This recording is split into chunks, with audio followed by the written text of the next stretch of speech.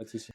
Allez, c'est parti. Bonjour à tous et à toutes. Merci de nous rejoindre pour ce nouvel épisode de Comment lever des fonds avec sa startup. Salut Romain, Salut Arnaud. ça va bien? Ouais, super, génial. Je te remercie pour l'invitation. Je suis ravi de t'avoir dans le podcast parce que tu fais partie des gens qui l'écoutent depuis quasiment le début. On s'est rencontrés au tout début que je l'avais lancé et du coup maintenant, tu vois, t'es invité sur le podcast. Je suis ravi. Tu vas Bah, pour pouvoir ceux nous qui parler sont- tu vas pouvoir nous parler de cohorts. Qu'est-ce que c'est cohorts en un mot? Ouais, Cohorts, on est. Alors aujourd'hui, on a plusieurs choses. Au départ, on était seulement un programme d'accélération dédié à la levée de fonds pour les startups qui cherchent à lever du pré-seed à la série A.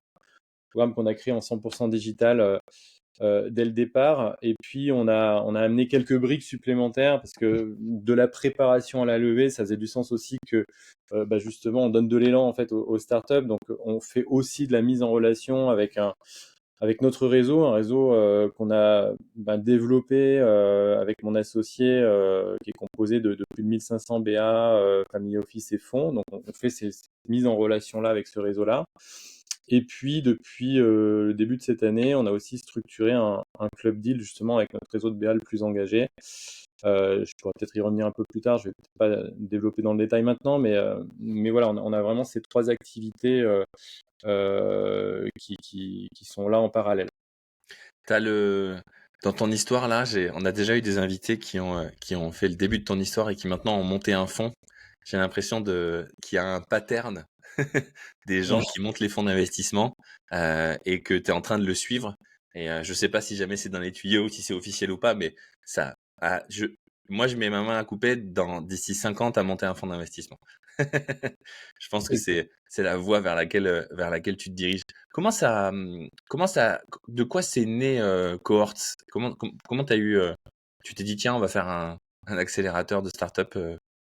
C'est une très longue histoire. C'est une très longue histoire. On n'était pas prédestiné en fait à faire un accélérateur de start-up au départ. Nous, on a créé la boîte en 2019, donc avec mon associé Rémi, sur une idée qui n'avait absolument rien à voir. On était en période de pré-Covid, donc on se destinait plutôt justement à créer une start-up,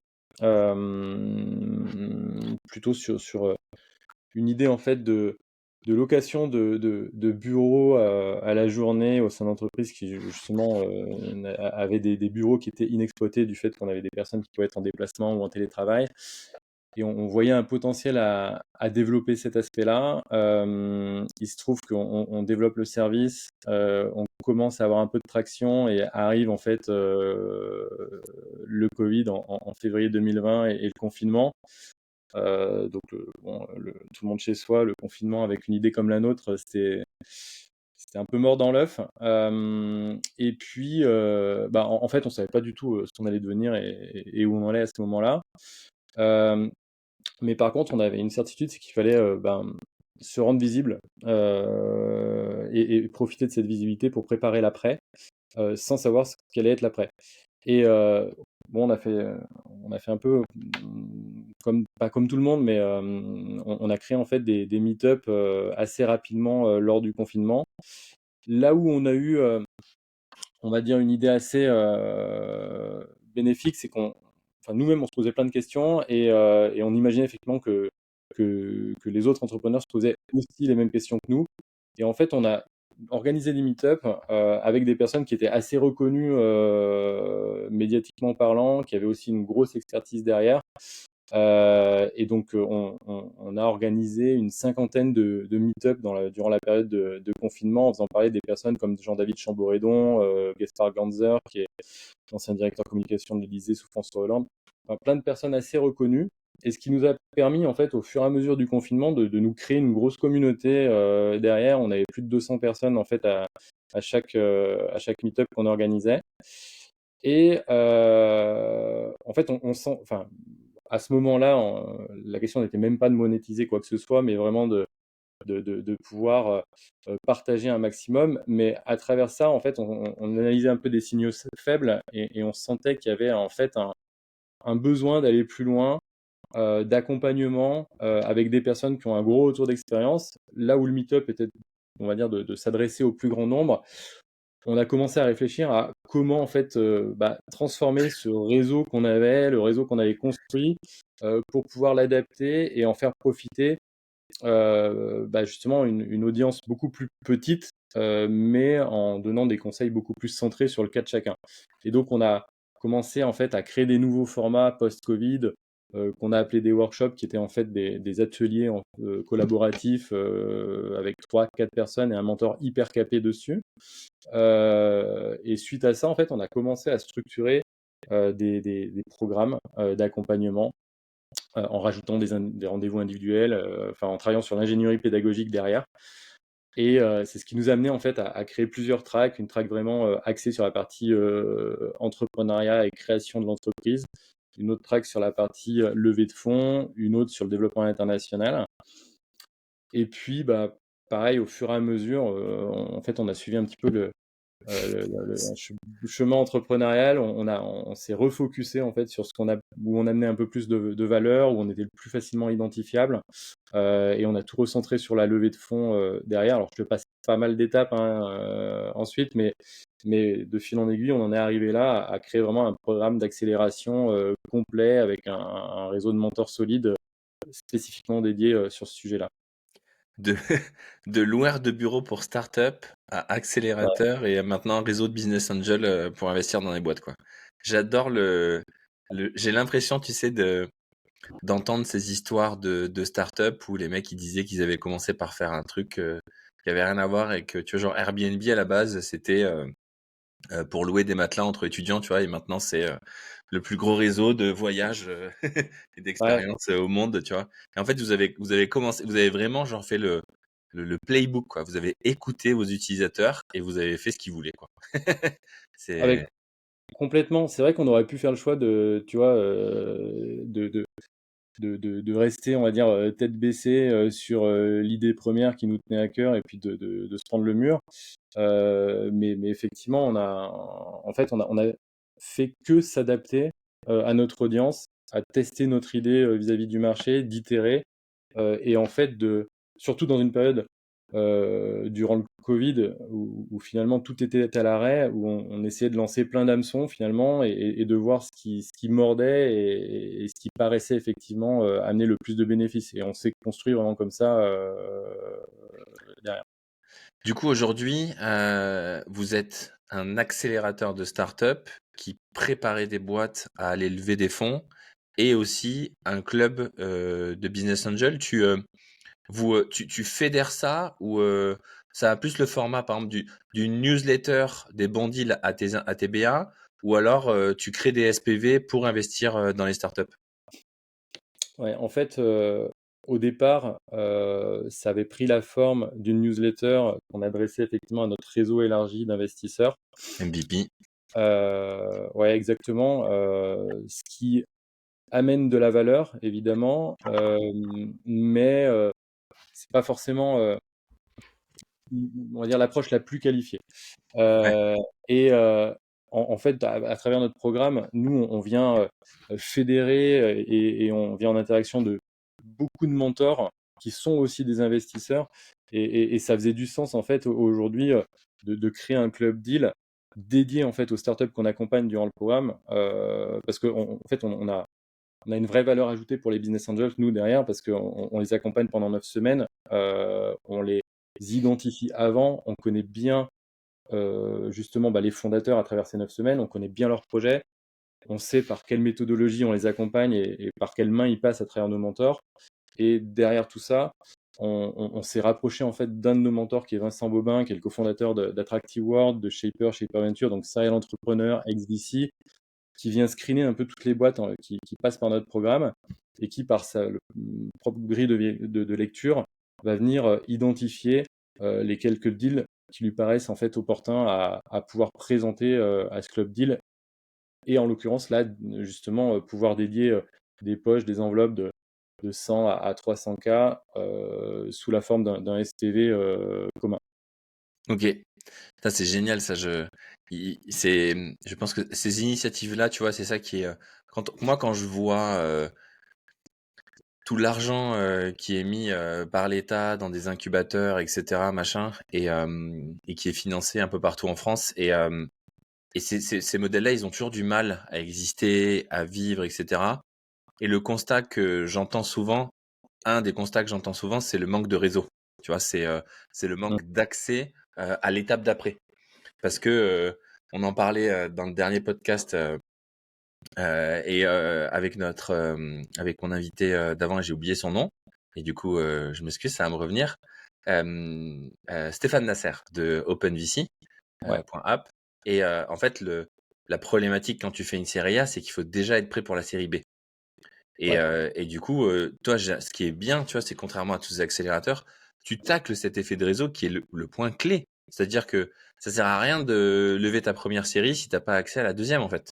Et c'est ça qui manque. Et c'est ça qui est, je trouve, la plus grande force. Et c'est vient de ton histoire, c'est qu'en fait, ben, vous êtes fait par le réseau. C'était que du bouche à oreille. C'est que des gens qui ont aimé. Petit à petit, vous avez amené. Et petit à petit, tu rajoutes les briques qui manquent à créer ce réseau. Aujourd'hui, vous avez accompagné combien de startups? On en a accompagné un peu plus de 160 aujourd'hui. Ok, ah oui, putain, ça commence à faire. Ouais, ouais, on a fait un bon ramp-up et on en a accompagné plus de 160 et sur 2024, tu vois, on est sur un rythme à 100 startups par an quoi, aujourd'hui. Ok, ah ouais, donc maintenant c'est une C'est machine de lancé guerre là, qui ouais. tourne. Et t'as un ratio, ton, ton... aujourd'hui, c'est quoi ton ratio sur les 160 qui ont réussi à lever? Ouais, Et est-ce qu'il monte? J'imagine qu'il est en croissance, ce ratio? ouais, effectivement, en gros, on est sur un ratio qui tourne autour des 30%, qui est pas mal hein, déjà sur Oui, par parce rapport à que l'écosystème.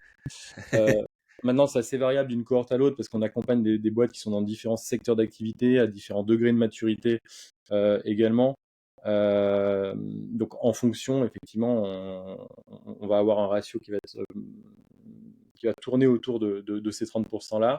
Et, euh, et bon, effectivement, une levée de fonds, de toute façon, ça reste un peu une course de fond avec justement un délai de levée qui est entre 5 et 12 mois. Donc, au fur et à mesure, nous, qu'on avance, on a effectivement de plus en plus de startups qui lèvent et ce ratio-là augmente par conséquent quoi, derrière. ouais, et puis c'est 30%, c'est déjà énorme. Parce que les startups qui réussissent leur levée de fonds, il y en a beaucoup moins. Et je sais même pas si c'est plus de 10%, même moins, je pense. Donc, c'est moins de Et, 10%. et puis toi aussi, ton boulot, c'est quand même d'agir en filtre. Enfin, t'es quand même là aussi pour autant pour les aider à les préparer, autant pour leur dire que ben c'est pas le bon moment, ils ont pas les bonnes métriques, ils ont pas la bonne vision, ils sont pas VC fundable. Comment ça se passe le processus de recrutement là pour les startups qui nous écoutent? Ouais. Ils vont sur cohorts, c'est .fr, c'est ça, non? Quartz.co. .co. Cohorts.co. Ouais. Je rebondirais sur on a un process effectivement de sélection qui passe effectivement par une candidature sur notre site ou par le biais de notre process où en général on fait toujours 2 visios en fait avec des startup analystes et un des cofondateurs, donc soit moi, soit Rémi, mon associé, pour le passer en fait le dossier derrière en comité de sélection et valider sa candidature. Maintenant, nous, on n'a pas une grille de lecture semblable à un fonds ou un investisseur. Moi, ce qui drive notre choix, c'est est-ce que effectivement on va être en capacité d'amener du bénéfice à la startup? Est-ce qu'effectivement elle est en maturité de pouvoir se faire accompagner? Est-ce qu'elle est bien disposée, là je parle des personnes, à se faire challenger et à avancer avec nous? Parce qu'au final, tu en parlais juste avant, mais euh, au-delà du taux de transformation et des startups qui lèvent réellement, euh, on a aussi pas mal de startups en fait qui ne lèvent pas et qui abandonnent leur projet de levée à travers le programme parce qu'elles ont eu en fait 8 à 9 mentors qui sont venus finalement leur donner un peu le même son de cloche en leur disant effectivement bah, en fait la levée c'est peut-être pas le bon outil pour toi ou en tout cas pas maintenant. Mais nous, on a toujours été en fait hyper clair avec nos mentors. L'objectif, c'est effectivement de pouvoir leur donner les conseils qui vont être les plus bénéfiques pour la boîte. L'objectif, c'est pas de les caresser dans le sens du poil et de les amener dans le mur en les confortant en fait dans la levée de fonds. Donc pour moi, ça c'est hyper important et notre modèle, il est construit aussi de cette façon-là, c'est qu'on veut être en, en position neutre de pouvoir effectivement leur amener les conseils les plus bénéfiques pour elles.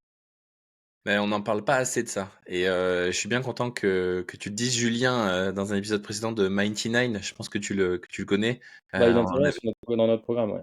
bah, voilà, on en parlait beaucoup avec lui et il disait que la problématique qu'on a aujourd'hui, c'est qu'on oublie qu'il n'y a pas que la levée de fonds et Bah, qu'il y a clairement. des boîtes qui ont des modèles à l'instant T qui ne sont pas VC fundable, VC backable, comme on dit, c'est-à-dire qui ne matchent pas à l'instant T dans le critère de la levée de fonds, mais qui demain pourront. Et puis surtout, il n'y a rien de mieux aujourd'hui, je trouve. Enfin, on porte pas assez de crédit aux gens qui bootstrap, quoi. Aux mecs qui créent des sociétés sans lever des fonds, en faisant du chiffre d'affaires direct. Putain, ça c'est.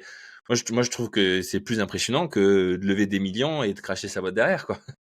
Ah, mais clairement, aujourd'hui, c'est effectivement une hype, entre guillemets, où finalement, tout entrepreneur qui crée sa boîte a en tête la levée de fonds, mais en fait, c'est pas la seule trajectoire, bien au contraire. Et en fait, on fait une aussi belle histoire en bootstrapant qu'en levant des fonds, c'est simplement pas la même trajectoire. Mais il y a des projets qui sont pas forcément faits pour lever des fonds, et il y a beaucoup d'entrepreneurs en fait qui vont vers la levée de fonds, pardon, pour des mauvaises raisons. Euh, Au final, tu vois, notre programme, c'est un programme d'accélération dédié à la levée de fonds, mais on pourrait quasiment faire la même chose, le même programme, juste pour du bootstrap, en l'appelant différemment. Ouais, Euh, mais t'as un problème de trend, de marché que aujourd'hui, euh, tu sais, c'est un peu. Ils ont besoin de venir parce que tout le monde a envie de lever des fonds, donc ils viennent pour ça. Et après, ils vont repartir sans, mais ils seront quand même contents. Mais tu leur aurais dit que tu leur faisais un programme pour pas lever des fonds, ils seraient pas venus. c'est exactement ça. Nous aujourd'hui, tu vois, on a un taux de satisfaction qui est supérieur à 95% sur le programme. Et pourtant, c'est pas 95% des startups qui lèvent, hein. Mais c'est exactement ce que tu dis. Tu leur dirais, bah ouais, viens faire un programme justement pour bootstrapper. Elles sont pas prêtes à l'entendre pour beaucoup d'entre elles. Mais par contre, effectivement, tu leur proposes de venir dans un programme d'accélération à la levée de fonds. Là, pour le coup, et nous, c'est notre façon de fonctionner, mais elles se font un peu bouger, elles se font sortir de leur zone de confort, challenger. On leur construit une feuille de route au fur et à mesure. C'est un peu, en fait, tu vois, une épreuve au fur et à mesure du programme. Mais à la sortie, elles ont une vision claire de, effectivement, je démarre mon roadshow, je vais sur ma levée, ou effectivement, je vais sur une autre trajectoire, mais qui va être beaucoup plus bénéfique, en fait, pour ma boîte, quoi. Du coup, un entrepreneur que tu recrutes, tu disais après l'avoir recruté en visio avec des analystes quand même pour regarder un Ouais. petit peu, mais toi, tu regardes surtout si jamais il est prêt à se remettre en question et à écouter, quoi.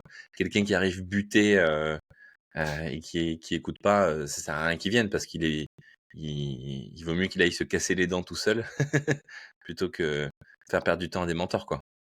Ouais, complètement. Mais après, finalement, ce filtre, il se fait un peu naturellement parce que, au final, tu vois, une personne qui va pas être ouverte à se faire challenger ou être à l'écoute, on va pas forcément l'intéresser. Elle va pas forcément nous intéresser non plus. Mais pour le coup, c'est un bon filtre naturel parce que c'est aussi un bon signal qui est finalement envoyé pour les futurs investisseurs. Parce que finalement, les investisseurs, qu'est-ce qu'ils regardent sur du early stage? C'est surtout les people. Et puis, bah, dans quelle mesure ces personnes-là sont capables de se remettre en question, dans quelle mesure elles vont être à l'écoute, et dans quelle mesure, effectivement, elles vont être en capacité de scaler la boîte derrière. Donc, au final, c'est plutôt un élément qui est rassurant pour tout le monde. Ça fait, du coup, ça fait quelques années là quand même, quasiment 4 ans que vous avez démarré votre activité. Tu me disais Ouais. 160 startups accompagnées. Euh, c'est quoi une des plus grosses évolutions que tu as vues du marché de la levée de fonds? Alors toi, c'est plutôt early stage. Tu me disais que c'est avec des business angels juste avant la série A ou quasiment série A. Euh, Qu'est-ce qui a le plus changé là depuis ces 3 dernières années sur le marché aujourd'hui? Qu'est-ce qui, tu vois, qui était la norme il y a 3 ans et maintenant c'est plus possible? Bah, il y a quand même eu, on va dire, une grosse remise en question du marché l'année dernière, où effectivement, c'était un peu la course à la levée. avec des valos qui étaient un peu démentiels également. Une grille de lecture où finalement le retour à la rentabilité n'était pas forcément, on va dire, au cœur de l'équation. Aujourd'hui, les choses, elles ont quand même beaucoup évolué.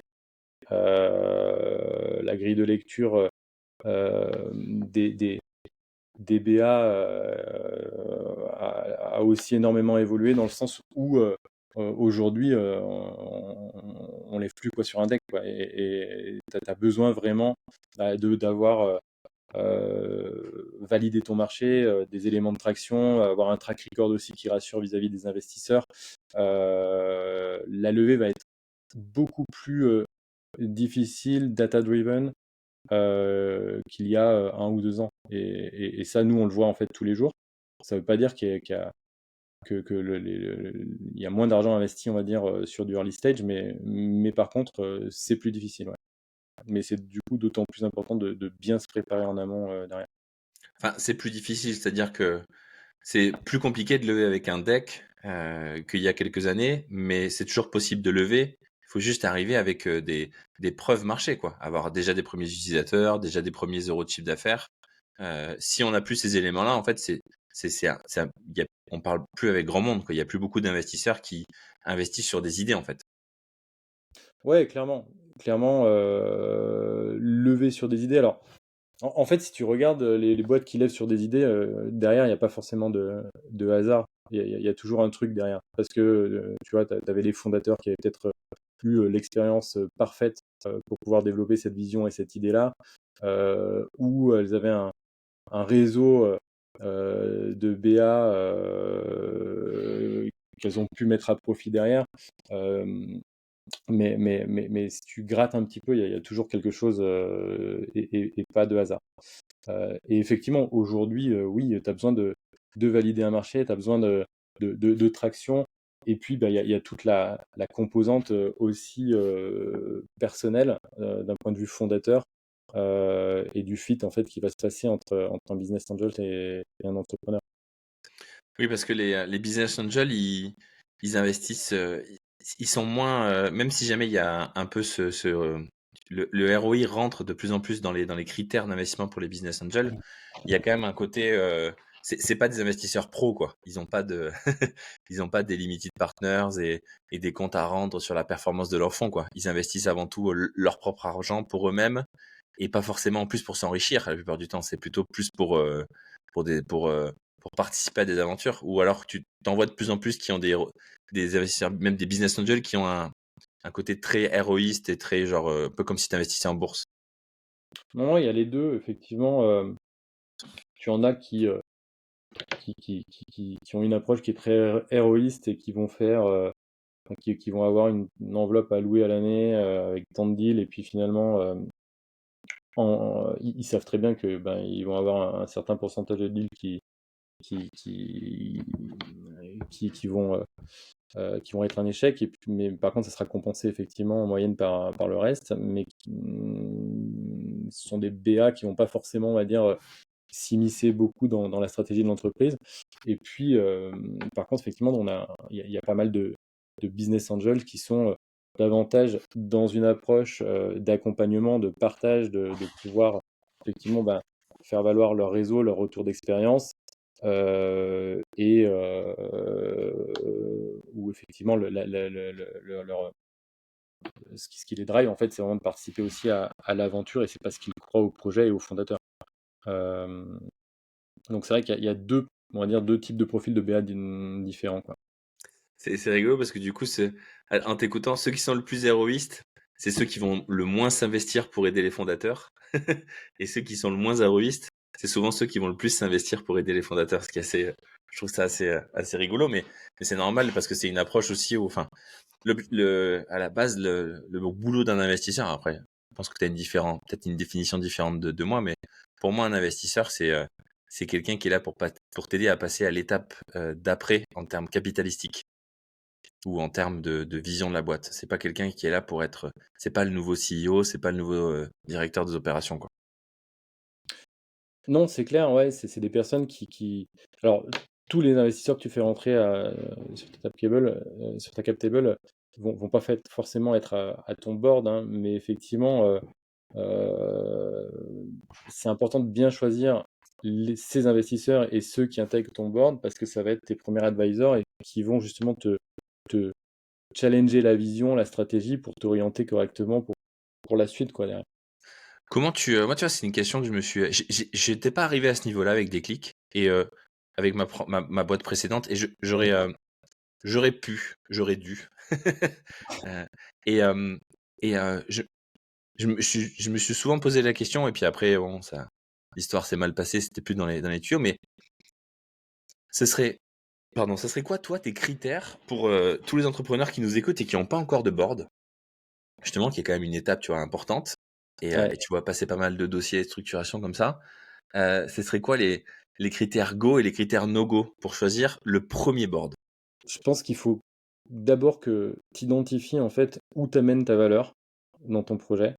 Je sais pas si c'est sur la tech, si c'est sur la distrib, enfin, C'est quoi ton cœur de métier? c'est quoi ton cœur de métier? C'est où tu amènes de la valeur. Et donc, du coup, là, ça te permet effectivement d'identifier l'expertise stratégique dont tu as besoin au niveau advisory. Et puis, c'est aussi d'identifier toi où est-ce que tu vois, t'as besoin d'aide, quels sont finalement un peu ton expertise, mais aussi tes points de faiblesse derrière. Ça ne veut pas dire qu'il ne faut pas d'advisor sur les points où tu as de l'expertise, mais je pense que enfin, les advisors et ton board sont là aussi pour pouvoir te donner leur vision sur des points où tu manques un peu de retour d'expérience, quoi. Donc, je pense que c'est sur ces deux points qu'il faut vraiment passer du temps à analyser et identifier. Ok. Et du coup, des critères no go.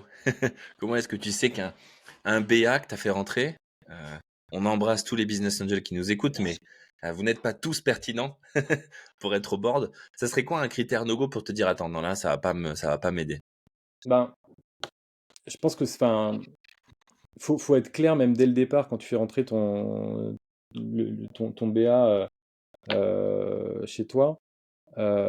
C'est effectivement de bien partager la vision que tu veux avoir, enfin que tu as de ta boîte, et que toi, comme les investisseurs que tu fais rentrer, vous soyez bien alignés en fait sur cette vision-là. L'objectif pour moi d'un BA, c'est effectivement de pouvoir éclairer l'entrepreneur par rapport à cette vision, parfois le challenger vis-à-vis de ça, mais pas forcément d'appliquer la vision que lui a et de changer finalement et de dénaturer le projet derrière. Donc ça, pour moi, ça peut être effectivement un no-go derrière. Ok. On voit que c'est quand même pas facile de choisir, parce que tu sais, c'est quand même un truc où tu te dis, moi, je trouve que c'est pas simple. Si, si les auditeurs qui nous écoutent, s'il y a des gens qui nous écoutent qui ont des formules magiques pour créer un bon board, parce que tu vois, j'ai aussi entendu des histoires, le fondateur de Sigfox, qui nous racontait un peu l'histoire de Sigfox, où il s'est retrouvé à un moment donné avec un board avec 26 nationalités différentes, tu vois. Ouais, Et ça ouais, devenait du coup ingérable. Et il nous expliquait il avait doucement glissé vers ça, sans s'en rendre compte en fait, qu'un jour il s'était réveillé et c'était trop tard. Et du coup, c'est vrai que c'est quelque chose d'assez. En fait, ce qui est dur, c'est que c'est critique pour le succès de la boîte. ouais. Et alors que c'est en dehors des employés, de l'opération, des clients, etc. Mais c'est quand même important pour le succès de la boîte. Donc c'est vrai que c'est un exercice pas facile. Vous, dans l'évolution de cohorte, du coup, justement en parlant de ça, vous, comment est-ce que tu imagines la suite pour cet accélérateur de start-up là? Tu as un réseau de business angel après. Je te faisais la blague en début d'épisode et je maintiens le pari que je pense que tu vas monter un fonds d'investissement dans les 5 prochaines années. Mais comment est-ce que tu vois évoluer cohort? Parce que c'est quand même un être vivant. Tu nous as raconté le début. C'est quoi la suite? Ouais, complètement. Aujourd'hui, je ne sais pas si on deviendra un fonds d'investissement ou pas. Ça fait partie de sujets de réflexion de qu'est-ce qu'on veut pour la suite. Maintenant, je vais plutôt focus sur la partie accompagnement et programme d'accélération, mais aujourd'hui, en fait, on va dire, on crée des liens de confiance avec les entreprises qu'on accompagne. On a un réseau de mentors assez conséquent aussi avec qui on est en confiance, qui ont énormément d'expertise. Et en fait, au-delà de la levée de fonds, enfin, je veux dire, les problématiques ne s'arrêtent pas, quoi. Après, faut exécuter. On parlait de structurer un board, c'est un vrai sujet où en général les entrepreneurs n'ont pas forcément la clé la clé de lecture. Et en fait, aujourd'hui, nous, on a toutes les expertises et les retours d'expérience et le réseau pour pouvoir en fait proposer justement de continuer à accompagner les entreprises qu'on a accompagnées pour la levée de fonds sur la post-levée. Et Ok. ça fait aussi partie de ces sujets de réflexion de pouvoir justement être un peu le hub et le point d'entrée pour en fait trouver la bonne expertise, la bonne personne au bon problème, au bon moment, à toute entreprise derrière avec qui on a tissé justement ce lien de confiance. Ouais, en fait, c'est un modèle qui n'existe pas encore en plus. Enfin, je sais même pas s'il y a des modèles qui existent comme ça dans le monde. Après, c'est peut-être plus des clubs de business mais tu vois, finalement, l'accélérateur de start-up, tu vois, le programme d'accélération, il n'y a rien après. Non. Il n'y a rien dans le monde alors que t'as encore besoin, tu vois, d'avoir ce réseau, d'avoir. Ouais, je rêverais, tu sais, qu'il y ait Mm. une plateforme comme ça où quand tu es entrepreneur et tu as un besoin, tu te dis, je suis en train de faire, je sais pas, je veux attaquer les US et je suis dans le domaine Ouais. du B2B et du logiciel pour les entreprises de compta. Et tu rencontres des gens, ça te fait rencontrer des gens qui ont déjà soit été employés dans les startups qui ont attaqué, soit sont des investisseurs qui connaissent ce marché, soit je sais pas, tu vois, et ça te met, et c'est vrai que putain, c'est cet effet de réseau. Donc toi tu verrais plutôt, tu sens en tout cas parce que tu écoutes ta communauté et que vous dirigez vers une solution encore plus qui apporte à cette communauté-là, quoi. Ouais, il y a un gros sujet là-dessus parce que en fait, nous, les entrepreneurs qu'on accompagne, ils se posent plein de questions par la suite. Et comment, en fait, on se pose la question de comment justement continuer à les accompagner derrière sur ces sujets en fait qui sont fondamentaux pour la réussite de la boîte, qu'elles aient levé ou même après quand elles aient, enfin post-levée. Je sais pas sous quelle forme ça pourra prendre, si c'est, enfin, on réfléchit à plusieurs choses, plusieurs choix, si c'est, tu vois, une sorte de marketplace par rapport justement à des offres de mentoring sur des sujets très précis, ou on parlait justement d'advisory board, de créer, tu vois, des advisory board as a service aussi. Mais on travaille sur ces sujets-là, nous, actuellement, parce que il y a un besoin. On sait apporter de la valeur sur ce type de sujet-là. Donc, pour moi, ça va être, on va dire, en tout cas, en court moyen terme, la suite logique de ce qu'on fait nous aujourd'hui.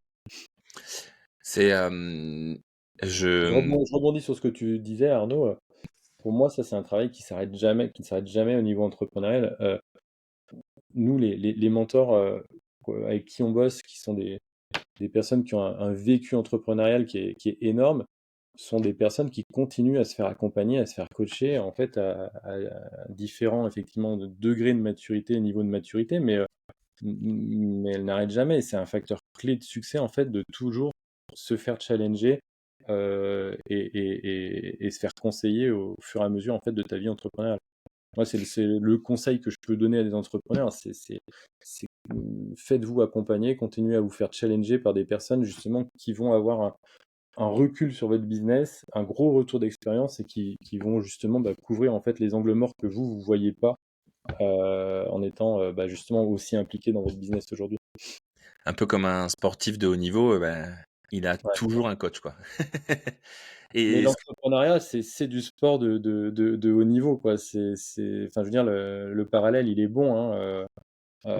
Tu cherches l'excellence tout le temps, quoi. Si tu veux justement réussir, c'est ça, hein. ouais, et d'ailleurs, je me rends compte que ce que je t'ai dit, c'est un peu faux. Parce qu'en fait, je disais après des accélérateurs, il y a rien. En fait, c'est pas totalement vrai parce que déjà, les gens se créent leur propre réseau qui grossit et ils vont aller chercher comme ça. Mm. Mais les fonds d'investissement plus gros, tu vois, série B, C, Ouais. D, etc., euh, je sais qu'ils ont ils font énormément de mise en relation sur ces sujets-là. Ils ont aussi souvent des entrepreneurs en résidence ou des C-level en résidence pour aller aider, challenger les boîtes, etc. Donc, peut-être qu'une évolution pour vous, c'est d'aller chercher justement ces gros fonds, tu vois, qui vont Mmh. pouvoir faire du screen de startup pour toi et apporter aussi une première expertise. Et ça leur promet, parce que la problématique d'un fonds d'investissement, c'est toujours de suivre l'entrepreneur dès ses débuts. Et Ouais. peut-être qu'un bon compromis, ça serait de leur dire, bah écoutez, nos boîtes, elles sont un peu early pour vous pour investir. Par contre, faites-leur une mise en relation par mois, par trimestre. Tu vois, ça vous permet d'apprendre à les connaître, de les suivre. Eux, comme ça, ils tombent un peu amoureux de vous parce que c'est important pour un fonds d'investissement, tu vois, qu'ils tombent un peu amoureux. Et ça pourrait être une belle évolution, tu vois, où tu trouverais en plus comme ça les poches de financement d'après pour Cohorts. Ouais, c'est effectivement important en fait comme je rebondis sur l'échange que tu as peut-être eu avec Julien, mais finalement de construire ton réseau au fur et à mesure, même quand tu n'es pas forcément dans le momentum de lever avec un fonds, mais de pouvoir effectivement tisser ces liens-là dès le départ, un peu en off également, c'est hyper important. Et nous, effectivement, de pouvoir intégrer les fonds, les clubs de BA dans notre approche, c'est un sujet important également pour nous. Ouais. J'ai hâte de voir l'évolution de Cohorts parce que tain, ça a démarré, vous étiez un loueur, quoi. Un loueur de Ouais, bureau, ouais, quoi. ouais, on n'avait Et rien à voir. maintenant, Ouais, ouais, c'est clair. ça va Et devenir, c'est incroyable. On arrive bientôt à la fin du podcast. Je te propose, si tu as envie de me poser des questions, n'hésite pas. Et surtout, moi, j'aimerais bien avoir ton petit coup de gueule. J'aime bien quand les gens râlent parce que je trouve qu'il y a toujours un petit fond de vérité, de choses que tu vois qu'on peut aller creuser et comprendre. Et je trouve que un peu que tu vois comme créer une startup, c'est souvent dans les problèmes qu'on trouve des opportunités, des choses à changer. Et donc moi j'aimerais bien que tu me donnes un peu ton petit coup de gueule sur la levée de fonds en France. Ça peut être sur les entrepreneurs, sur les business angels, sur les fonds d'investissement, sur la BPI. Si tu as un coup de gueule en ce moment, c'est le moment, la non, France mais entière t'écoute. ouais, alors, c'est assez global sur l'écosystème et c'est un peu enfin, paradoxal par rapport à ce qu'on fait, mais je trouve qu'on sacralise beaucoup trop en fait la levée de fonds aujourd'hui, où on met ça comme en fait la voie royale et le Graal en fait à aller chercher, alors que pas du tout. Tu fais une aussi belle boîte en bootstrappant que en levant. C'est simplement qu'il faut justement lever pour les bonnes raisons et pas justement lever pour lever. Et aujourd'hui, je trouve que dans l'écosystème, on sacralise beaucoup la levée, on brosse beaucoup les entrepreneurs dans le sens du poil. On est un peu aussi dans l'entre-soi derrière dans certains incubateurs, accélérateurs que je peux voir et avec certaines boîtes avec lesquelles je peux échanger. Et, et ça m'agace un petit peu parce que c'est pas forcément en fait rendre service en fait à l'écosystème et aux startups derrière.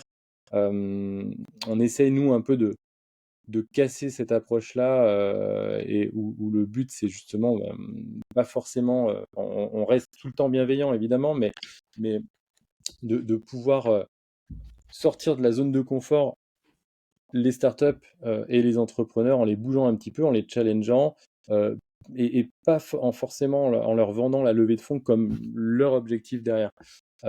Et alors, c'est en train un peu de changer aujourd'hui, mais moi, ce que j'aimerais, c'est qu'effectivement, le bootstrap et la levée soient vus en fait comme deux trajectoires différentes, mais qui brillent autant l'une que l'autre, et qu'en fait, on aille lever pour les bonnes raisons, et qu'on puisse faire, qu'on puisse être fier en fait de bootstrapper aussi également.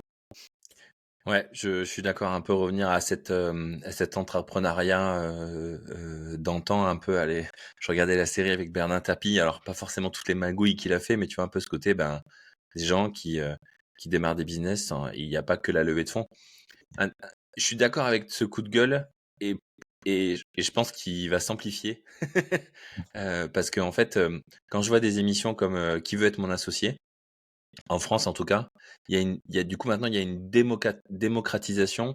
Moi je le vois sur, sur mes cercles d'amis qui sont pas dans l'entrepreneuriat, start-up, etc., tu vois, Ouais. il y a j'ai des discussions avec ces gens, tu vois, qui commencent à regarder des émissions comme ça et qui du coup commencent à avoir des biais cognitifs. C'est normal parce que c'est aussi, tu vois, c'est du showbiz, enfin, tu vois, il faut aussi raconter des histoires, faire de l'audience, etc. Ouais. Donc ça paraît être la seule voie. Et donc je sais pas si jamais ça va s'amplifier cet effet-là, tu vois, de se dire il y a que la levée de fonds, ou au contraire, j'entends aussi maintenant des gens qui regardent cette émission et qui sont des néophytes dire ben mais pourquoi cette boîte-là elle est venue dans l'émission, ils marchent bien, ils ont pas besoin de lever d'argent. Donc je sais pas si tu vois c'est ce genre de Mmh. popularisation, ça va amplifier cet effet ou au contraire ça va nourrir bah, du coup les gens, ça va créer des passions à l'entrepreneuriat sans forcément la levée de fonds. Ouais. Avant, j'étais sûr que justement ça aidait à répandre et et par contre ça faisait de la désinformation. Et maintenant, je sais pas, je suis pas persuadé, tu vois, que Enfin, je pense que, comme tu le disais, c'est pour le grand public, les néophytes, effectivement. Alors, moi, je trouve que l'émission a la vertu de pouvoir amener dans le salon du grand public l'écosystème startup. Et ça, c'est une super bonne chose. Euh, Par contre, effectivement, ça peut donner l'impression en fait que la levée de fonds est facile entre guillemets et qu'en fait un pitch de 10 minutes et derrière un investisseur se positionne et c'est bon. Alors que en fait l'envers du décor, ça n'a rien à voir. Moi, je le vois aujourd'hui, je le vois sur pas mal de startups avec lesquelles on échange où parfois, on en a qui sont mais complètement décorrélés de la réalité parce que justement, à travers une émission comme Qui veut être mon associé, ça leur semble facile. Après, ce que tu disais, je pense qu'un néophyte ou le grand public, ça va leur sembler en fait finalement simple et ça va mettre en lumière la levée. Elles vont se confronter à la réalité, se casser un peu les dents et puis finalement, on va revenir effectivement un peu à cette réalité-là. Mais je pense que la bataille, elle se joue en fait au cœur de l'écosystème et au cœur du public un peu averti aussi derrière. Et de tout ce qui est créé aussi en faveur des startups qui bootstrap également, quoi. alors, je suis d'accord avec toi. Le monde de l'investissement fonctionne comme ça aujourd'hui. Mais justement, est-ce que la popularisation, tu vois, de l'entrepreneuriat et sur des modèles comme Qui veut être mon associé, qui s'est inspiré de Shark Tank aux États-Unis, Mm. où en 10 minutes, les mecs ils peuvent investir jusqu'à 1 million d'euros, tu vois. Ouais, Euh, euh, Justement, est-ce que ça va pas donner naissance à des néo-investisseurs qui investissent ultra vite, de manière ultra agressive, et tu vois, un peu de la même manière que je me souviens les gens de chez Motorola et Sagem, ils croyaient pas du tout à l'iPhone, tu vois. Ça va ouais, jamais marcher, machin, c'est pas comme ça qu'on fait, machin, etc. Sauf que maintenant, bah, c'est des boîtes qui n'existent plus, tu vois. Est-ce que de cette même manière-là, il n'y a pas une opportunité, tu vois? Il va pas y avoir des néo-types d'investisseurs qui vont arriver et qui vont être beaucoup plus agressifs, beaucoup moins, tu sais, old school, comme le marché est actuellement, où on prend le temps de découvrir, machin, etc. Et au contraire, non, on va hyper vite, on arrose tout, et tu vois, on a une thèse qui casse complètement cet écosystème, tu vois, actuel. ouais. Bah, après, c'est un peu la dynamique qu'a créé Anthony Bourbon avec Blast Club, finalement, où il veut donner accès à l'investissement un peu justement à tout le monde en travaillant justement sur son image sur son branding et sur son deal flow. Euh, Maintenant, là, je parle plus sur les BA un peu plus professionnalisés. Aujourd'hui, on a quand même une, une génération de BA qui sont pour beaucoup des entrepreneurs, qui sont aussi déjà un peu passés par ce même chemin aussi. Et où là, la donne change un petit peu, quoi. Et on en parlait tout à l'heure. Ces personnes-là, elles sont peut-être un peu moins dans une démarche héroïste, mais peuvent aussi faire des choix assez radicaux derrière si justement ils ont les bonnes informations pour pouvoir trancher derrière. Euh, Peut-être que tu vois, c'est comme tu le dis, ces business angels là, ils ont peut-être aussi, ils sont peut-être prêts à faire des investissements plus vite, de suivre cette trend, tu vois, d'aller plus vite dans l'investissement, mais ils ont peut-être besoin d'être guidés avec des boîtes et des programmes d'accompagnement comme les tiens qui vont tu vois, juste en voyant le deck parce qu'il y a un tampon cohorte, je sais que je peux y Mmh. aller, tu vois. Peut-être que c'est ça aussi, tu vois, des modes qui vont arriver de plus en plus, hein. Il y a un vrai sujet, mais c'est aussi nous, pour ça qu'on a créé ce club deal. Pour finalement un peu dérisquer, aux yeux des BA, qui sont dans le club deal, l'investissement, qu'on leur propose. Parce que, bon, on les a accompagnés pendant 9 semaines, parce que, il y a une due diligence en bonne et due forme qui est faite, par un VC expérimenté, et qui, bah, derrière, nous, ça nous permet en fait finalement de crédibiliser le deal qu'on propose, à travers tout ça. Donc, on est un peu dans cet esprit-là, quoi, nous, déjà.